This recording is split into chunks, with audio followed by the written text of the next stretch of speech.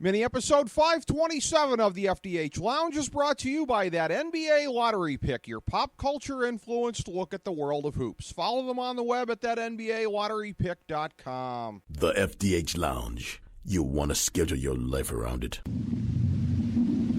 A long time ago, on a gloomy, wet Cleveland spring night, two men stand alone amidst the late-night drizzle. Their voices echo across the vacant station parking lot as they debate the merits of the great American radio show that have been missing for far too long. On that night, an idea was born.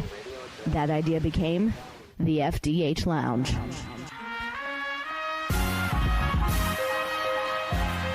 Welcome to the FDH Lounge. Hello, everybody. Welcome to the FDH Lounge. Rick Morris and Kyle Ross. This is part 1B of the Kyle Ross History of Royal Rumble Anthology, 1989. And Rick Morris. Yeah, well, give yourself some credit. I'm here with you. I'm holding the golf ball on the tee for you, but You ever seen me golf? Look out. Yeah, I'm going to lose some fingers. It's part one, as we indicated in 1A, is 1988 to 1992. I'm going to say beginning to the best. Yes, exactly. And for the 1A one, we gave a detailed setup of how the Royal Rumble came to be, all the basics, everything you would ever need to know in terms of background. And I would say, conservatively, that probably is about half of our 1A discussion. So if you want any of that, go check out 1A because we're not going to reset that for you. Subsequently, we're focusing on each year, how it fits into the pattern historically. 1989 was still the tail end of the boom in the 80s, and an interesting time in terms of guys coming and going and some of the different things materializing. This was, of course, the first Royal Rumble on pay-per-view. We talked about how 88 was a USA special.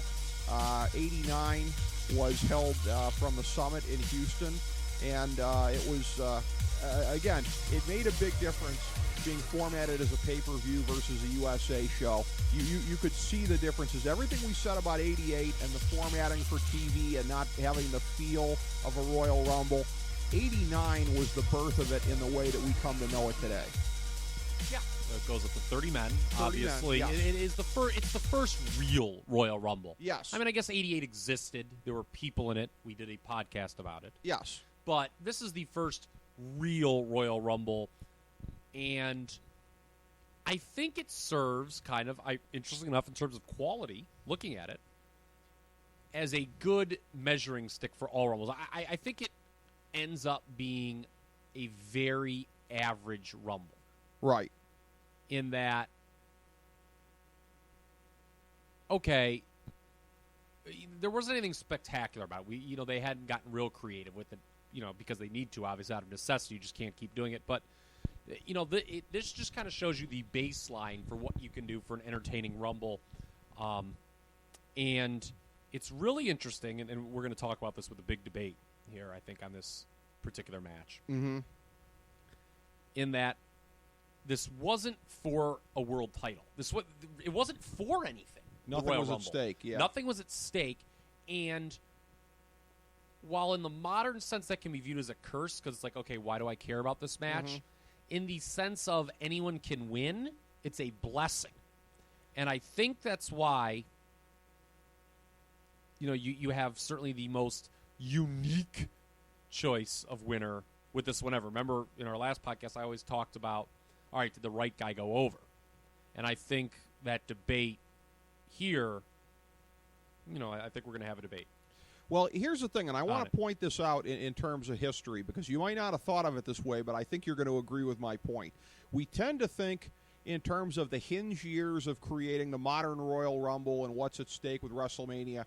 92 with the world title being at stake, and then 93 and every year subsequently, world title match main event at WrestleMania. But ultimately, 88 and 89 were the only years of the Rumble that didn't have an impact on the main event of WrestleMania, because the next year, Hulk Hogan wins, but the defining moment is his stare down and back and forth with the Ultimate Warrior that sets up the main event. In 91... It might as well have been for the number one contender. Yes, and in 91, Hogan wins and gets the match against Slaughter at WrestleMania anyways. So 89 is the last year that is completely untethered to WrestleMania. It's basically just... Yeah, that's a great point, by the way. Thank you. That is a great point by you, and that's why we got the winner here. But before we get to the winner, I think we should. The other similarity this has to 1988, and really this is a similarity that would carry on throughout these first 5 Rumbles, I think. Well, with one exception, I should say. The 91 undercard. We'll get to that in a little bit. There was some irony there that it was actually the strongest undercard of the first 5. But this is a one-match show, basically. Everything underneath the Rumble match itself, it's, again, we referenced, okay, it's stuff that you'd see on Monday Night Raw today. We said that in regards to 88. A similar case could be made here. You had, obviously, the Rick Rude Warrior pose down and the Dino Bravo bench, kind of taking place of the Dino Bravo bench press spot. That's something that would totally be on Raw today. It was just to set up, a match. And very tedious as well. I mean, they went on and on with that thing. I mean, it was always going to end with Rude hitting him in the head. It's so odd. Again, it took so long to get there. Like nowadays, it's like, okay, geez, we know what's going to happen. Back then, I guess maybe it wasn't. And I didn't hate that feud. I actually thought it was a pretty effective Intercontinental title feud in the history of Intercontinental title feuds. So whatever, it set it up. Rude winds up winning the title from him, so it was okay. It served its purpose. It did what it was supposed to do. We both talked about right before we turned the mics on. Jim Duggan was ungodly over in this 6-man tag. Him and the Hart Foundation, 2 out of 3 falls against Dino Bravo and the Rougeaus. There were 2 feuds here. Yeah, kind of, you had Duggan and Bravo, and then Harts and Rougeaus. That was okay. I thought that was a good opener. It felt like a big blow-off to a feud. It was 2 out of 3 falls. The losers were somewhat protected in the sense of, and you didn't see this very often, of where, because outside of Hulk Hogan, by the way, who would wear the fist helmet and blatantly cheat and have Gorilla Monsoon say it was okay, it was rare back in the day for faces to openly cheat, like the way that Duggan did by winning the match with the 2x4. Yeah. And Gorilla Monsoon is trying to defend it as Jesse is just eviscerating him. That was a glorious moment. Yeah, that was always good with Jesse doing that. But the rest of it, I mean, you have a couple dogs on this thing. It was a hot match, though. I mean, that is great. Yeah. I mean, it was great. Well, you talk about the dog match. I mean, Rockin' Robin, Judy Martin is one of the worst matches in the history of pay-per-view, bar none. I didn't even sit through the whole thing, and I can tell you that. I kept fast-forwarding, and it couldn't end quickly enough. Rockin' Robin pretty much killed whatever there was of the women's division in that era. Yeah. I mean, right? I mean, it didn't last. I mean, because she sings the national anthem at WrestleMania 5. Well, yeah. Hello. And she was supposed to defend against Sherry, but Sherry got taken out of the women's division when she got paired up with Macho Man. So that was pretty much the death of the women's division. Yeah, because I don't think she was the last champion, right? And then it was just sort of retired or phased out. I think Rockin' Robin was actually the last champion. What I'm saying. Yeah, that's what I'm saying. Like, I think after this, I don't remember any women's title defenses, and Rockin' Robin was terrible. I mean, she couldn't work.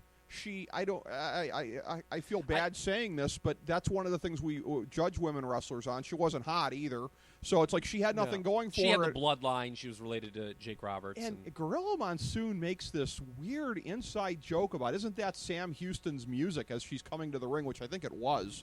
God bless Gorilla Monsoon for even knowing what Sam Houston's music was. And Gorilla was never, because she was. He didn't have the best, sort of attention to detail in these old. I think so, yeah. Because wasn't she like his sister, half sister? I don't follow Grizzly Smith's exploits. Thank you very much. Those bloodlines are who knows what the hell is yeah. But no, I mean, she sucked. She was bad. Yeah. She was a terrible. Like, I don't know if they were trying to recapture the Wendy Richter thing with her. I'm assuming that was what they were doing. That she was supposed to, I guess, be a big underdog, but still, it was horrid. And speaking of horrid, I know her matches put the dog in underdog. Yeah, I know you said this kind of exceeded your admittedly low expectations. The Haku versus Harley Race for the crown thing. Yeah, was kind of dumb. It was interesting. You never got heel versus heel matches back then, ever. And Race, the crowd was dead for this thing. Race had done, and Race was done too. He had done a quasi face turn, if you want to call it that. Well, they did the whole thing of Heenan was in the corner of Haku, but then he really elevated the match by, like, whoever was on offense, he was on their side.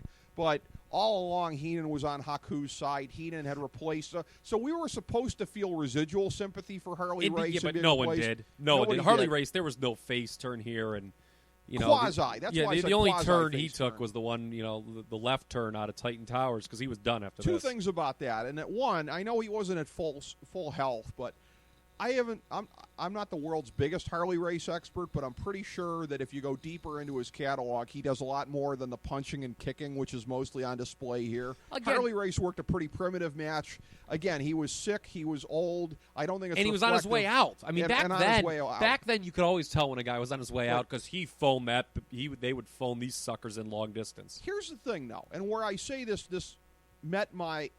exceeded my minimal expectations. I'll tell you why. Because I'm the kind of guy where if I know a little something about the people in the match, the fact that these are I don't know if you'd say two of the top 10, two of the top 20 legitimate tough guys of all time. Haku's top 5. This is a guy who's bit a guy's nose off, gouged somebody's eye out in a bar. I mean, these are legit tough guys. And they were working what was a stiff match, and you could tell they took pride in that. I enjoyed that part of it. I enjoy seeing tough guys stiffing each other. You know who apparently did not enjoy this match? Who? Is the WWF itself. WWE, whatever you want to say. They were the F at the time. I'll tell you why. Why? This was edited off the Coliseum video release. True story. Okay. Go right. Go to your local video store if you have one, and if they happen to have Royal Rumble 89, rent it, and it was not on. That's just a more extreme manifestation of what they did. We'll talk about this with 91. I also think it was because this really didn't matter to them. It was kind of one of those things. It's like, okay, Harley Race is out of the company. It's to them it served no purpose. See, but here's the thing, though, and I disagree. And the thing of it is too, we saw this, and I don't want to go off the rails here and talk about 91 before we get to it. But the same way they basically ignored the Rhodes part of the Rhodes DiBiase Virgil match because they were going to be leaving. I think there's equity in pointing out that the guy leaving the company went out on his back.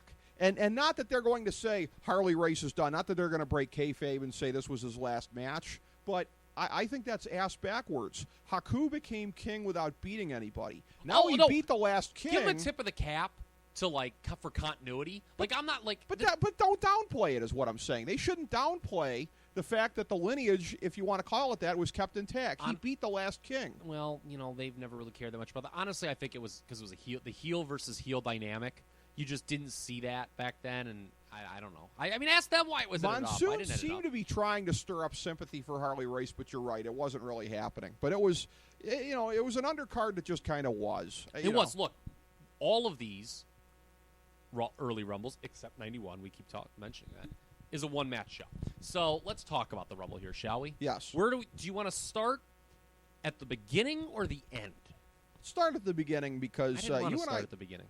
Okay, well let's go to the end then. You want to talk about who won it and no? And why? Let's start. All right. Let's do this. Let me get my overall thoughts. Yeah. Let's do that. Go ahead. Nothing like doing a production meeting on the air. Spontaneity. So folks. I already called this an average match. And I'll believe it or not, 10 minutes later, I still feel the same way. Okay. The first 2/3 of this, I think, are pretty good. The last third, not so much. Okay. And the big angle in this, the big takeaway, is actually not the winner. The big takeaway was the spot where Hulk Hogan accidentally, and it's so funny. If you go back and rewatch the whole Mega Powers storyline today, no way Hulk Hogan gets over as a babyface. It's just a testament to how over he was, because it was just like everyone would have taken Savage's side now. Right. But it was 1988 and it was Hulk Hogan, so that it wasn't an issue back then at all. But so he does the thing where he's sort of just wildly just it's Savage and Bad News Brown, who were feuding at the time. Are the only two in there besides Hogan, and Hogan just sort of wildly runs at them and knocks them both out, and he's all like, "Oh, I can't believe that happened." And Savage has this awesome reaction. He looks up, sees Hogan there, and he flips out, and they get in each other's face. And they had slowly teased tension between these two for months. Yep. Remember at SummerSlam, Hogan puts Elizabeth. I think it's SummerSlam. Hogan puts Elizabeth up on his shoulders. Yeah. And Savage gives him this dirty look, and it wasn't even really talked about because Jesse wasn't an announcer then. So I'm sure that epic team of Billy Graham and Gorilla Monsoon did not make mention of it. Survivor Series. There was a similar thing, and I think it was played up more. But here, I can't remember. You know what? It's funny. I think the Saturday Night's Main Event that I'm going to reference here had been taped already, but not shown. Yep. And I say that because Outlaw Rand Bass came out in this thing early bald. Right. He had his head shaved and started playing by Bruce Beefcake. And they really couldn't talk about it. Monsoon said, "Oh, that's courtesy of Brutus Beefcake," but I don't think it had aired yet. The match. Oh, interesting. That it shows, that's a lapse in continuity. Yeah, he shouldn't have been in the match if that was the case. Pretty sure. It just shows it's a different era. Well, yeah. Well, I agree with you. You know what? In a different era, I want to talk about that for a second too, because everything you said about Hogan is right. Because they did the thing subsequently of where Jesse Ventura played the whole thing of the moments with Savage, and through the eyes of people not brainwashed by Hulkamania, you're sitting there going, yeah, what a dick this guy is. Yeah. And here's the funny thing. Folks, if you want to know in the modern age why John Cena isn't popular with a big chunk of the audience, they use the same playbook, but today we see through it. It's like, what a dick John Cena is to his fellow baby faces and whatever, and look at him burying this guy, and they're using the same playbook. They're using the Hulkamania playbook in an era where we don't see although Austin and Rock got away with that. It was kind of unique. They kind of did, yes. Yeah, that should be pointed out. I'd actually heard something about The Rock, like The Rock, The Rock just buried it. Like they both He did. It. No, but you're right. But anyway, back to. But it was about coolness with them, not that they were the greatest guys in the world. And therein lies the critical difference. Kyle. Okay, very good. Very good comeback there, Rick Morris. Okay, but so here, that was, I thought, the peak of the match. Yeah. So the first 2/3 are really, you have a lot of good workers in early. Perfect, Valentine, Michaels, Santana, Bad News, Jannetty, Anderson, Blanchard. You talk about some of the influx of talents. Yeah. The Brainbusters were in here. And any match with long stretches with the Rockers and the Brainbusters is going to get me to pop. Yeah, so you had those guys in, and you get about the 2/3 mark. Hogan clears the ring. By the way, he sells for one of the Bushwhackers in this. It's true. This is a funny story. Have I referenced this before? Ever on the show? I think I'm going to reference it on SNS. Okay. Chad Repack and I were watching this Rumble. The Bob Sacramento of the show. Like, this would have been like 15 years ago. We were watching this Rumble at his house. It was like late at night. We were watching this. And we start going crazy that Bushwhacker Butch has the edge on Hulk Hogan. Like, way crazier than any two people should have. The neighbor called complaining about noise. We were that loud. You know what? As far as I'm concerned, you had a perfectly valid excuse. And we're watching the 89 Rumble, and Butch has got the Duke on Hulk Hogan. The only thing better is when years later, when a different buddy of mine, a roommate of mine, brings some chick home, and Chad and I are just sitting there chilling late at night watching Brian Pillman versus Jushin Liger, the Christmas match that's real hard to get a hold of. And my buddy Josh walks in with this chick, and they just make a beeline for the bedroom. And Chad elbows him as he goes by. He's like, "Dude, it's Pillman Liger." That's great. That is the greatest thing ever. Well, you know what? And let's not overlook how the thing started, because you and I talked about it off air, and we disagree on the contrivance here.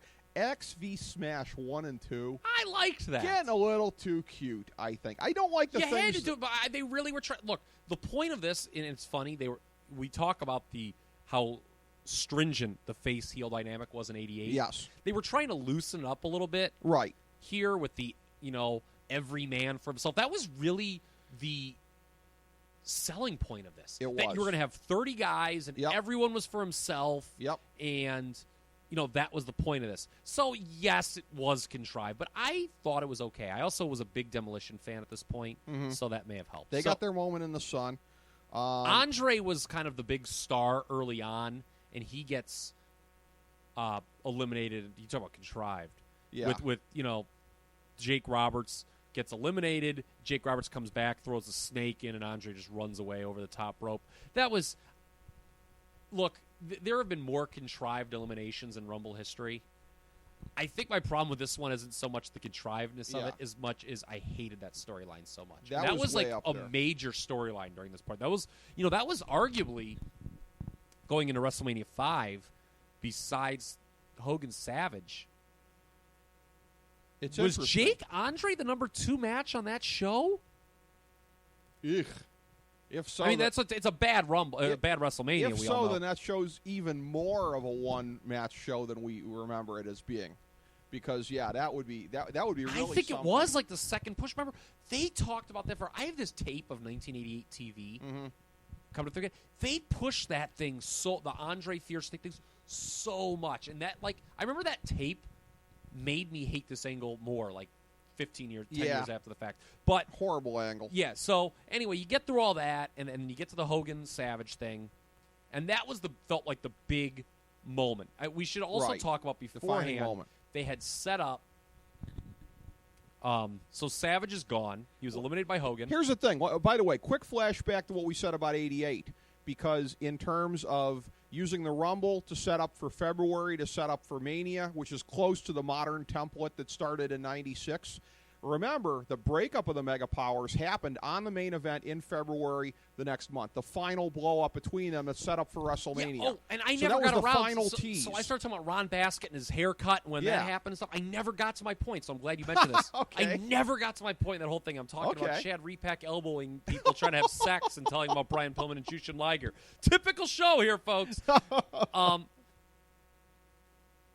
They had done that angle. Remember, Savage didn't help Hogan when he was getting beaten down. Yeah. It was Hulk Hogan versus Akeem was the main event of the next Saturday night's main event that aired. It had already been taped. Oh, okay. And Savage was and that the was back, the last thing before the main event. Okay. And they didn't. And remember, Savage was lazy to help him because there had been a match on Superstars where Savage had wrestled Akeem. Right. But, wow, you didn't get that on Superstars a lot. And Hogan came out right away to help. Right. To establish him as the more, as the better friend. Probably because they knew he needed it at that point. Yeah. But no, and it worked. And look, I've said this before and I'll say it again. This may have been the best storyline in company history that they ever did. It was very good. In terms of well done and how it was drawn out. And again, the fact that they knew at WrestleMania 4 when Savage went over that they were going to break them up and have the main event WrestleMania 5. That sort of long-term planning that just doesn't exist today. Right. Tip your cap to them because it worked. And WrestleMania 5 did what the pay-per-view universe was in 1989, did a gigantic number. Oh, it did. I mean, people. It did. Yes, Savage, or Steamboat Flair was the best match on that night. Right. Over the NWA's Clash of Champions, but in terms of business, they got annihilated by WWF. That's true. By the way, and an interesting thing about that time period as well, because you talked about the elimination of the match with Savage and Bad News Brown, and that they were doing a house show feud at the time. What's very interesting is, you and I being based out of the greater Cleveland area here, they actually went through with that right after the breakup at the main event of where Savage main evented a Richfield Coliseum show against Bad News Brown. I'm guessing with Bad News Brown as the de facto babyface, with Randy Savage now the hottest heel in the company. I don't know exactly how that match went. Yeah, they went through with that. I see. That's weird because I went to a lot of the house shows, and my uncle had. Obviously, I couldn't. I was 8. I couldn't drive myself. But and I remember that. But I didn't go to. I went to the one. I went to the Hogan Boss Man Cage one, which would have been right after that. Probably the next time around. Okay. It was when they were doing, because they had started doing those cage matches before WrestleMania. Right. And obviously, they did the thing on Saturday's main event. And they always did the superplex spot. So I must have missed that one. Okay, that was interesting the way that it went. Are you with me that the first 2/3 of this match is pretty good? Yeah. It's pretty entertaining. It's okay. I thought it was excellent. And again, the match was over. The crowd was hot. It was a clear upgrade. That's what's going to account for my score probably being better than the score that you give it. Well, here's the thing, I'm better relative to how I rate other Rumbles. I think you tend to rate the average Rumble match as higher than I do. So you may have given it more stars than I did, not by much, but relative to other Rumbles, how I have it placed. I probably have it placed differently. Well, 3 stars is an average rating. Well, I'm giving this one 2.5. Okay, I give it 2 3/4. But see, 2.5 for me is pretty good so far on the non-92 Rumbles, because I don't want to sit here and be Debbie Downer, but I don't look at any of these matches and think top to bottom they were that great. I don't want to crap on the concept of what we're doing here, but I got to be honest. It just the spots in there enthrall me. The nostalgia of the Hogan Savage thing in there. There's that. There's the spots every year. Let's talk about Again, it's the nostalgia lenses. Yeah. But God, when you watch some of these guys come out, Right. the different guys, and there's exceptions, obviously. There's always your Coco Bewares that come out in these old ones and stuff like that. Right. But it just seems like everyone's more over. It does seem like that, yeah. You know what I'm saying? Yeah. And that helps. That's the one thing that helps these older Yeah. matches. It's not like the roll your eyes, okay, get rid of this guy It was already. a hot crowd. It was, and it was a new match. And let's get to the last third of the match, Yes. though, shall we? By Because the way- that's this could have been a better than average Rumble. I could have, and I'm assuming you would have given it a better star rating too. Sure. Had it not been for this last third. So what happened? I don't know if this was in the last third or where this was. I just have this in my notes. Warlord eliminated in 2 seconds. That was sort of noteworthy. I don't remember where that was. You may have a memory of that. I don't know where Hogan it was. eliminates him. Hogan eliminates It's during. him. Okay. It's right before the spot with Savage. Okay. It's when Hogan's. That's right. Hogan always got his kind of turn in these early Rumbles where Yes. he started like eliminating massive amounts of people. Remember, Right. He. It's contrived, but God, did it draw a big reaction when he ran and he clotheslined both brainbusters out at the same time. Right. Tully and Arn deserve so much better, but They did. But God, it got over. But then I think he just turned. Yeah, the Warlord steps in and he steps out, and then he does the thing with Savage. But the last third, so it's set up before the match even begins. They're showing these guys draw their numbers, which is always sort of cute, I suppose. Yeah. In the old days, they show the random number drawing, and DiBiase didn't like his number, and he winds up trading with Slick. And it leads to, it works out. It's kind of funny because it's not a bad number that DiBiase would have drawn, obviously. Right. But it leads to, so Hogan's in there by himself, and the Twin Towers wind up coming out. And shockingly, they just dump him. Yeah.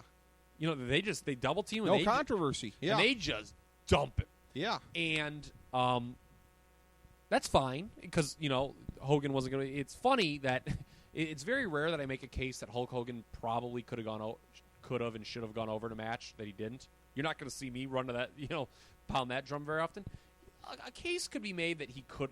Maybe it would have been more exciting had he won this Rumble. Although they were setting up, you talk about the main event a month later, Mega Powers Twin Towers. Well, not only that, yeah, and they had to have them as a strong enough team going in. Yes. And I realize this is not the same as losing a match 1, 2, 3.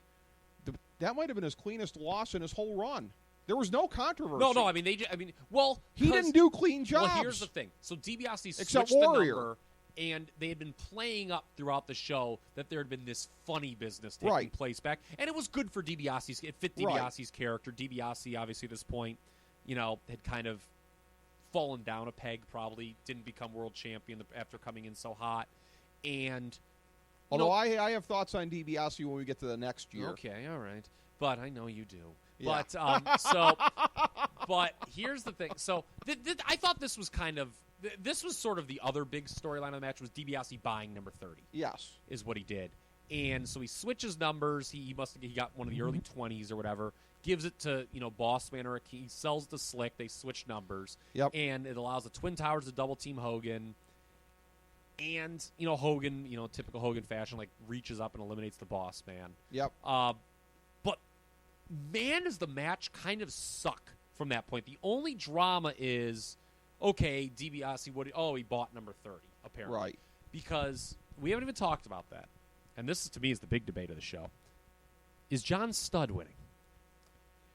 I think when you look through the pantheon of winners of Royal Rumbles, he obviously kind of sticks out like a sore thumb. The WTF choice. And most people I think, especially modern, newer fans that were on there, are they look back, what the hell, John Studd? That's a weak winner. And to be honest with you, playing the role of bad cop, he is a weak winner because he didn't go on to really do anything. He quit the company mid '89, kind of mid push. The thing with him as a face and Andre as a heel, the roles reversed from their famous feud years earlier. It would have been interesting. It would have been interesting to see. I thought. Not in the ring. It was bad. Andre didn't like him, and the matches were among the worst in history. Again, the matches, they worked on the house shows together, and it was really bad. From what I've heard, Andre didn't like a lot of big guys who he perceived as being a threat to his unique gimmick. So I'm not going to hold that against John Studd if Andre didn't like him. Okay, yeah. But, John Studd babyface was... You know. It was interesting. Again, he's a guy, and I feel bad dumping on him because, from all accounts, a very nice guy. A guy who sadly died tragically young, I believe, from cancer. So who deserved better in life than what he got on this earth here. And who was I thought always a pretty good worker for a big man. Not your stereotypical. Really? Boy, if you're grading on the curve of big man, sure. Some of his earlier stuff, Mid-Atlantic days, whatever. John Studd was a guy who could bring it for a big guy, I thought. So I take no pleasure in dumping on him. But I'll say again, I don't feel like it's revisionism to your point, because even if he worked a big summer series against Andre and maybe it culminates at SummerSlam, whatever, I still don't know that it would have been worth it to put him over in this match here. Well, here's the thing. It worked in the sense that, I'll contradict myself for a second, that I talked about, maybe Hogan should have won here. I think it's probably for the best that Hogan didn't win here and someone kind of random won. And if you're looking beyond Hogan Savage and you want a baby face, I suppose John Studd, who the plan was to push, is as good a choice as any. They gave him a late number, and they were putting over the luck of the draw. Remember, that it was it's funny now because number 30, for the longest time never won. It's won a couple times. But now it's not considered a huge deal to go get an early number and stay in all the way. In this Rumble in particular, no one from the early numbers was left at the end. A lot of turnover. Yeah, so it was almost like the match almost restarted in the bottom third. Yes. Or in this, the last third of the match, I should say.